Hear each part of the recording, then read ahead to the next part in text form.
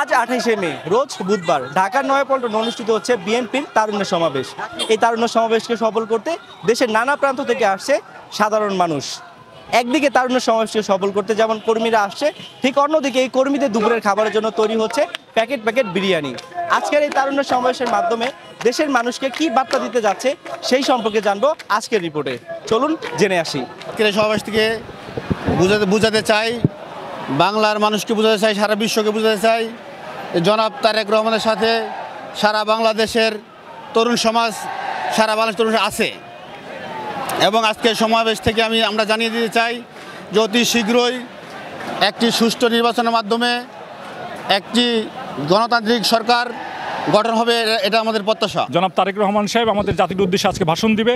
আজকে আমাদের মেসেজ হলো আমাদের সংস্কার এবং জাতীয় নির্বাচন দুইটা একসাথেই চলবে। অবিলম্বে আমরা ডিসেম্বরের মধ্যে জাতীয় সংসদ নির্বাচন চাই। তরুণ সমাজ কীরকম বাংলাদেশ চায়, ছাত্র সমাজ কীরকম বাংলাদেশ চায়, তাদের অধিকার প্রতিষ্ঠা কীভাবে করা যায় সেই অধিকার আদায়ের লক্ষ্যে এই সমাবেশ।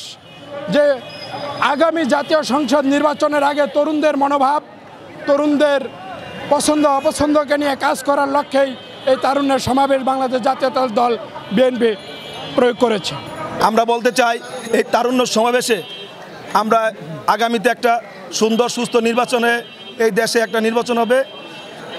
আমরা এই নির্বাচনের মাধ্যমে বুঝিয়ে দিতে চাই সুন্দর একটা দেশ, বিএনপি ক্ষমতা আসবে। বিগত 17 বছর যে আমরা জানেন 4.5 কোটির উপরে বর্তমানে ভোটার আছে, যারা 18-র ভিতরে পড়ছে, 18 থেকে পড়ছে তারুণ্যের যে ভোটার, যে তাদের উদ্দেশ্যে আমাদের মেন মেসেজ, যাকে আসবে, যে ক্ষমতা আসবে, যা তাদের খুশি, আমার ভোট আমি দেবো।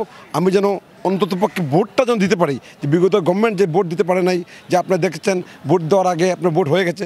আমাদের অ্যাক্টিং চেয়ারম্যান একটি বার্তা, ভোট আমার ভোট আমি দেবো, যাকে খুশি তাকে দেবো। আমরা চাই জনগণ যাকে ভোট দেবে, যেভাবে যে পাস করে আসবে আমরা তাকে ওয়েলকাম জানাবো। যেই সরকার হোক, যেই আসুক, আমরা তাকে ওয়েলকাম জানাবো। এটাই আমাদের প্রত্যাশা।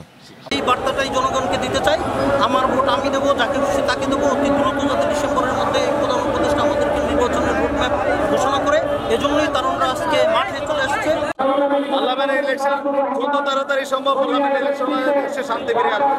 আজকে সারা বাংলাদেশের জনগণের জন্য একটাই মেসেজ, আজকে যে তারুণ্যের সমাবেশ, এই তারুণ্যের সমাবেশ দিয়ে প্রমাণ করে দিব আজকে যে সামনে অতি শীঘ্রই যে নির্বাচনের আমরা দাবিদার, অতি শীঘ্রই যে নির্বাচনটা চাচ্ছি বাংলাদেশে গণতন্ত্র প্রক্রিয়ায়, সেই নির্বাচনটা যেন সুষ্ঠু এবং নিরপেক্ষভাবে মানুষ তার নিজের স্বাধীন মতো ভোট প্রয়োগ করতে পারে। এই সমাবেশের মাধ্যমে সকল শ্রেণী পেশার, দলমত নির্বিশেষে বিভিন্ন পেশাজীবী, সাংবাদিক, চিকিৎসক, ডক্টর, সব ধরনের লোক এখানে এসে তরুণরা তাদের মত ব্যক্তই করবে যে আগামী বাংলাদেশটাকে তারা কিভাবে ভাবছেন, কিভাবে আগামী বাংলাদেশটাকে এই তরুণ সমাজ দেখতে চাচ্ছেন।